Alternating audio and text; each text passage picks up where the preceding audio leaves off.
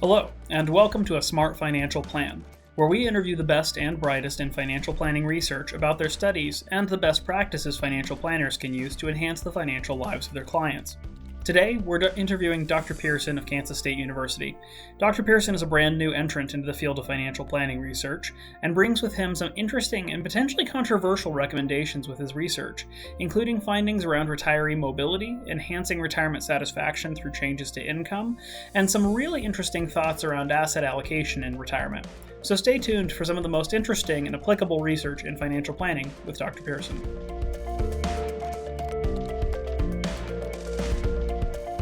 Well, Dr. Pearson, thank you for being here with me today. Can you tell us a little bit about yourself, credentials, your current professional role, and where you are and what you're doing?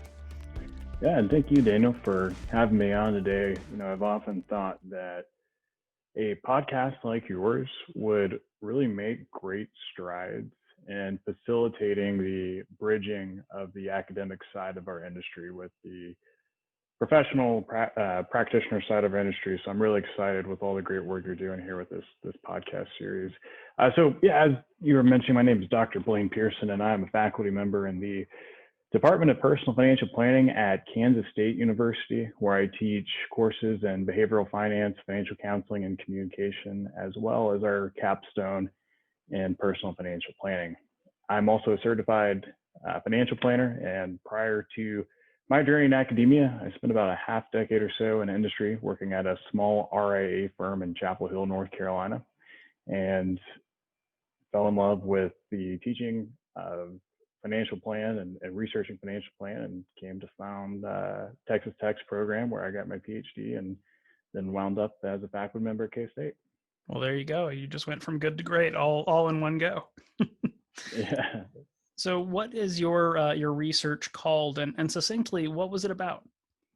Yeah, so my research orbits around retirement and retirement well-being. And so my research aims to build out the existing research framework on how individuals can get the most out of their retirement experience, and how financial advisors can serve as facilitators in that process. So specifically, I have an article coming out in FSR, or the Financial Service Review, that challenges the traditional time horizon approach to asset management. And I argue that there's not a theoretical justification for decreasing risk for retirees as they approach retirement. And I also look into other things as well for promoting retirement well-being, like my dissertation was on the migration of the migration of retirees and the association with retirement satisfaction. And I also look at, I have a paper with another professor at Texas Tech that looks at home equity and its relationship with satisfaction, and does having home equity actually benefit retirees in retirement. And so, yeah, my research consistently orbits around how do we improve the retirement experience, and how can financial planners be facilitators in that process. So what made that sort of the focus of interest? Was it something in your private practice before getting into academia, or is it something that just hasn't been explored very well? Great question. Well, Daniel, if my time in the personal financial planning industry has really taught me anything, it's that financial planners are really good at the numbers side of the business, right? We have a plethora of softwares out there that financial advisors many of them are currently taking advantage of. And if, given a set of assumptions, can answer the question if individuals can retire. We are really good at the exterior knowledge of being able to, based on a certain amount of spending, based on a certain amount of income and expectations and Social Security expectations, we can say, yes, you can have an adequate retirement. However, where I see opportunities for growth in our industry, and for growth in just general personal financial planning, is how can we communicate the context of what those numbers actually mean? So, for example, when an individual actually makes a transition into retirement, their life is going to look completely different than their years prior to working. There's this almost sort of a flip of the light switch effect where new retirees have a brand new life, and with that life, a different set of challenges when compared to their working years. So what I mean by that is, so for example, when an individual does transition into retirement, they face losses of daily interactions with their coworkers and others that they may have a social connection with. In fact, many employed individuals will often spend more awake hours with their coworkers than even with their own family. Now, when you combine this with a loss of a sense of purpose, meaning that, as a financial advisor, I want to help clients, and that's my role identity is to serve clients and be there and help their families. So again, when we combine the loss of the social connection, loss of a sense of purpose, and now we add in the loss of a steady routine, well, it turns out this is a perfect concoction to serve as a primer that leads to many retirees to have an unfulfilling retirement experience. And this is why this topic is important. Individuals who transition into retirement are likely to have worked for many long years and have worked very hard during those years and saved along the way to do so. So when an individual makes that transition to retirement, it should be a time where they, enjoy the fruits of their many years of long work and saving. And so this is why, I decided to pursue this research topic and try to, broaden what financial planning means. It's not so much, right? Yes, we can answer from the numbers standpoint whether or not the individual can retire, but where I think financial planners and sort of the next generation thought should be is, okay, you can retire now. Let's make sure that you enjoy the retirement. Sure. And I think I agree with that observation about sort of having all the tools, right? Every financial planning software is great at calculating the Monte Carlo that lets us retire and I guess gives us permission, but yeah, I mean, financial planning sort of stops at the end of accumulation and maybe turns into a decumulation process, but we don't spend much time talking about the quality factors of retirement or sort of the factors that go into that. So I'm assuming there was not a lot of prior research on sort of the transition into retirement outside of financial metrics. So there is some research, and I like to call it sort of the low-hanging fruit research, where we've seen things like health declines in retirement for somewhat obvious reasons are associated with having a not so great retirement satisfaction. Actually, it's also interesting to note that the literature shows that aging, even when health as a control measure, is associated negatively with promoting a positive retirement experience. And the main thought here, right, is that as individuals age, even though their health may be okay, well, the individuals around them are, passing on. And of course, as you age, you're not able, even if you maintain good health, you're not able to participate in as many leisure activities as you used to when you were younger and in the earlier parts of your retirement. So like I said, there's a lot of low hanging fruit when we think about retirement satisfaction, we think about retirement adequacy, but really there is not a tremendous amount of research that sort of points into how do we actually improve that. So for example, all the research, even if wealth is included as a control variable, shows that generally up to a certain point, wealth is good to have, right? Wealth provides, if anything, access to things like being in a community where there are more leisure options that without wealth, we wouldn't be able to have access to. And so the way we would think about wealth here is that it gives us access. However, wealth, there is a certain inflection point, and the literature shows that it's around $3 to $5 million, where wealth actually, you become more of an asset manager in retirement than you do actually being able to enjoy that. So going back to this concept of wealth, you really don't have to receive much to have a satisfactory retirement experience. Now, of course, wealth does provide a sense of insurance value where we have money in the bank, we feel happy, we're satisfied with that. But again, up to that inflection point, it's not really providing us with too much. It's just kind of a number in a bank somewhere. And this kind of leads to, and I know this is more geared toward the practitioner audience, but this does lead to what we as researchers have come to know as the retirement consumption puzzle, where in actuality, we expect that when retirees retire, for, well, them to start using their saved assets and to go have an enjoyable retirement experience. But what we actually see is declines in spending in retirement compared to working years. Not only that, but we see their assets actually growing. And so we've got this kind of concept where spending goes down, assets go up, retirees are building wealth in retirement, and that's just counterintuitive to what we as researchers have come to know as the life cycle income hypothesis, which suggests that we all accumulated assets are done so that we can smooth out consumption through our life, where we invest in our human capital early on during our working careers, we monetize that human capital, and we save some of those resources from that monetization process so with retirement we can enjoy.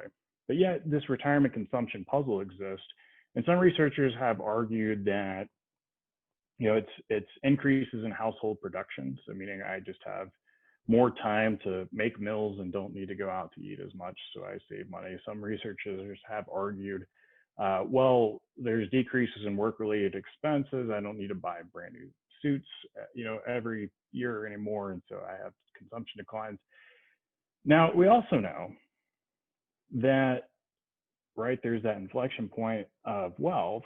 Well, there then may be a possibility that retirees have behavioral biases in how they view their wealth as well, where you've been taught for 50 years, save, save, save, save, save, and one day you'll get to this finish line. Well, it's really hard to go from that mentality to, okay, now you can spend what you've saved. So there may be some behavioral biases in how retirees view their accumulated assets. So one particular point, there's a very famous researcher, Dr. Michael Finke. He has a paper out that looks at whether or not retirees view income as more, I'm going to use air quotes here for those listening, as more spendable than their saved assets. And in fact, retirees do view income as having more ability to spend than their saved assets. And so this actually leads to promote satisfactory retirement, the idea that, hey, actually annuities not only provide a sense of insurance that I'm always going to get this income no matter how long I live, but also allows them the kind of shift in mindset of this, I'm getting money every month, et cetera, et cetera. I can spend that. And so that's kind of, I know that was kind of a long answer to the question, but that's kind of where we're at in the literature. And where I'm adding value again is some of the stuff I'm dealing with, the risk and migration and retirement and other forms of how we could promote satisfactory retirement experience. Sure. So, I mean, you sort of mentioned some assumptions or commonly held beliefs around this and some of the academically observed, I guess, paradoxes or puzzles that come up. So when you were starting your research on this, what hypotheses were you pursuing or trying to either verify or invalidate? Yeah, so great question. Retirement well-being or retirement satisfaction, other than kind of the brief literature review that I just kind of provided on what we currently know, there's not a lot of stuff that exists. And so what I try to bring into play is, okay, what can we adapt from things like positive psychology, right? Where, can we promote more experience-based facilitation of the enjoyment of retirement instead of, I just have a bunch of stuff or have a bunch of wealth. Turns out people actually don't get a lot of value from that, right? The $5,000 couch that sits in the living room that no one ever sits on, doesn't provide as much to our satisfaction in retirement as taking those assets and, going on a fishing trip or going on a golf outing or multiple golf outings or what have you. And so I have adapted a lot of stuff from positive psychology to motivate a lot of the research. I've also adapted a lot of things from other areas within the psychosocial realm to try to be additive in informing, what else can we do? So for example, with my paper about, does home equity really provide a resource for retirees? And so what I did in that paper is I looked at, okay, we have the sample of retirees. We know how much home equity they have relative to their net worth. I created just a ratio. And I looked at, does that ratio actually align with a more fulfilling retirement? And in actuality, the higher that ratio approaches to one, meaning more of their wealth is concentrated in home equity, less of a satisfactory retirement, or they are more likely to have a less satisfactory retirement. So we know that, right, if we want to go out and purchase, vacations and other things that can facilitate our enjoyable retirement, we just can't take a piece of our bedroom and say, look, I'm spending this, right? Home equity is very illiquid. So what we do know, though, is there are tools that allow us to take that very illiquid asset and create it and make it liquid. So things like the uses of reverse mortgages, home equity lines of credits, or cash out refinancing, and other forms of extracting home equity so that retirees can actually enjoy their retirement. And so I try to bring in all the different financial planning tools as well to, okay, we have this issue where retirees that have large amounts of home equity aren't actually enjoying retirement. How do we get them to the point where they can? So that's just one example. But sure. Yeah. So it's interesting because there are some sort of holy grails in financial planning around your clients should have their mortgage paid off. They should accumulate a big pile of assets and tools. Obviously, there's some enormous debates about the use of insurance products in retirement and the comparison of portfolio efficiency versus income and sort of the premium you pay for income. But I mean, from your standpoint of as a researcher, it sounds like sort of there's a lot of strong indicators that just providing spendable cash, right, getting around that mental accounting problem and moving money from the savings column or the equity column to the paycheck column, as it were, solves for a lot of sort of the financial pressure retirees are under and helps them with that satisfaction. Am I summarizing that more or less correctly?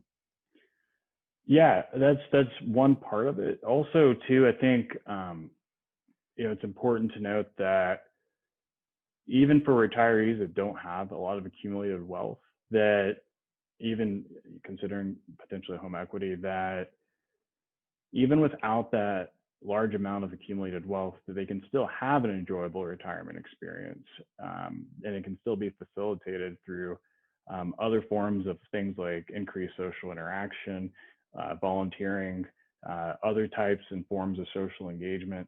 And it turns out too, this is especially critical in times of like if one of the spouses dies for like a retired couple, that having these things in place, regular activity, establishing a routine, those kinds of things are paramount in order to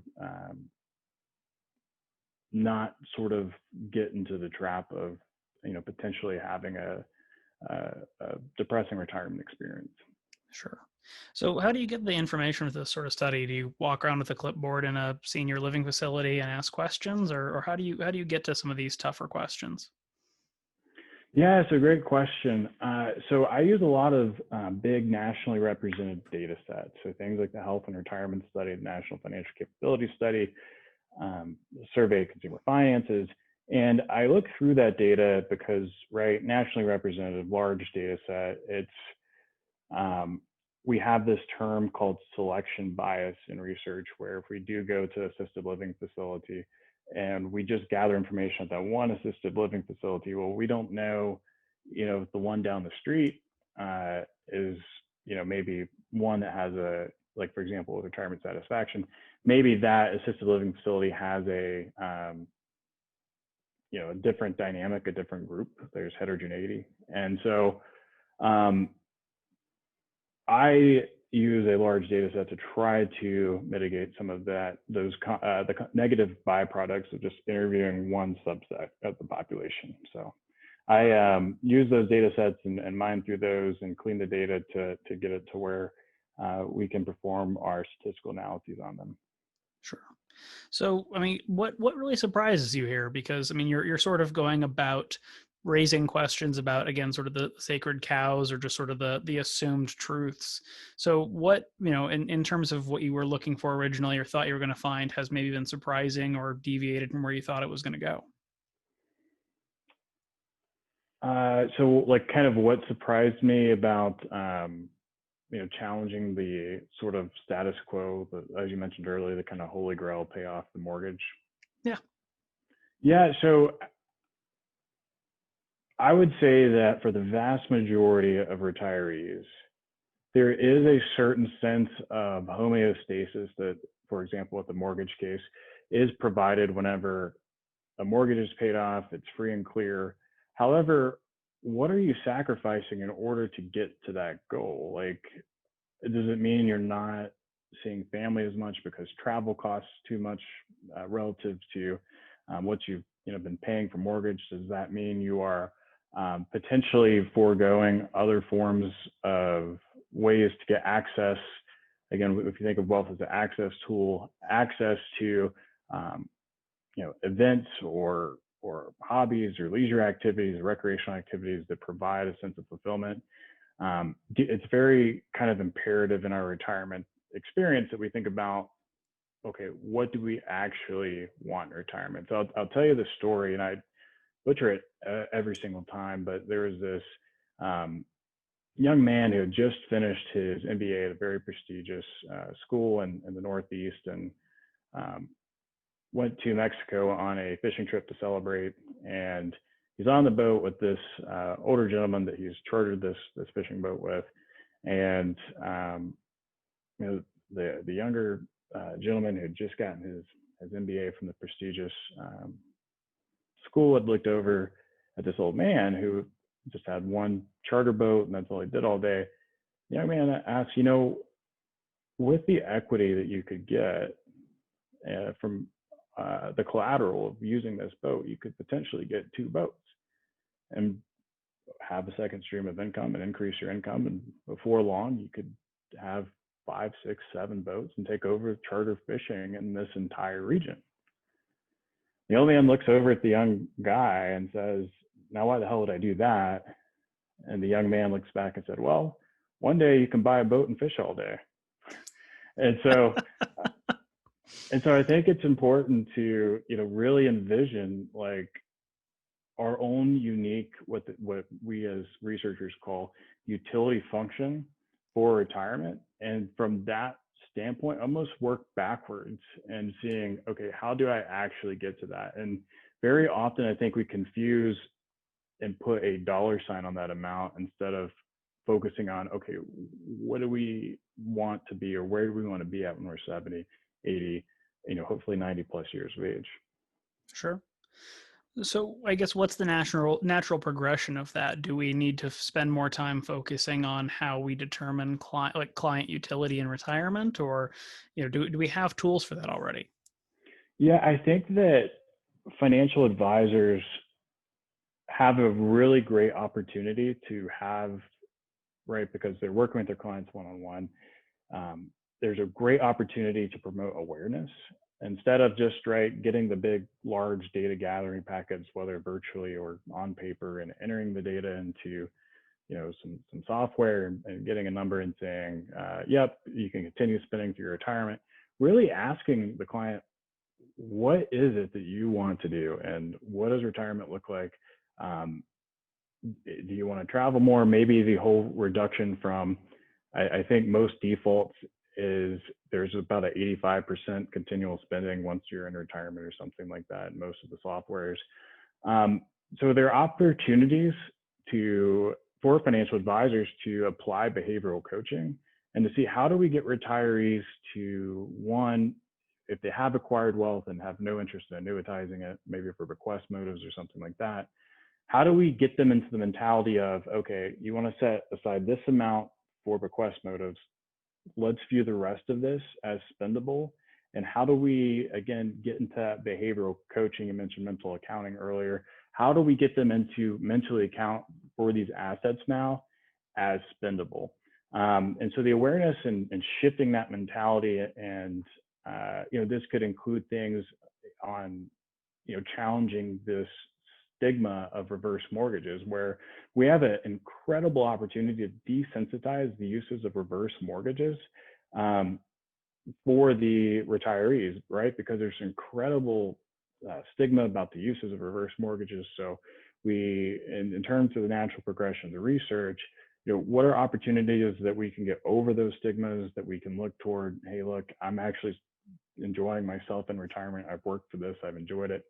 There's no reason to hold it in home equity or whatever. But and I also think there are opportunities to explore retiree well-being that have yet to be discovered. So, like, for example, I would love to get my hands on some more recent data that covers, like, for example, the COVID-19 pandemic, and figuring out, like, for retirees, how has reduced social engagement during this particular crisis affected their retirement experience. I teach at K-State University, and I notice a very, I don't have hard data on this, just observed data, um, a very large shift in mentality of, and thinking about the college students, hey, look, they're giving up their college experience. Like, they're not having the same college experience as other students I've taught in the past. They're not able to engage and really enjoy. Well, same thing with retirees. Like, they're not really able to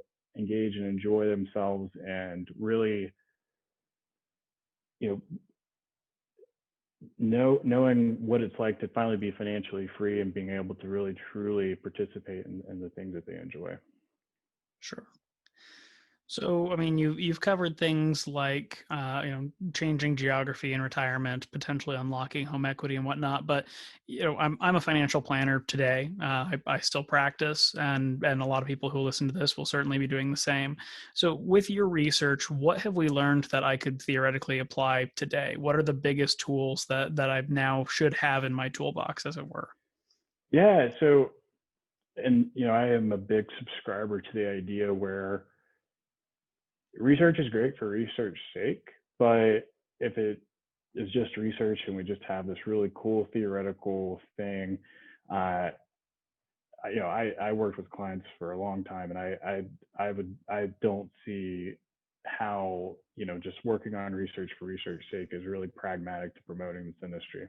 So I'm a huge subscriber to the idea of what problem needs to be fixed, and then let's research it to fix it. And so to answer kind of your question, in terms of how we take some of this research and implement it into uh, and add it to the toolbox of financial advisors, is one, I would start out by saying, rethink the way that you approach retirement spending. We mentioned earlier and talked about earlier that most defaults in retirement planning software is to reduce the spending to 85% of pre-retirement spending. Why?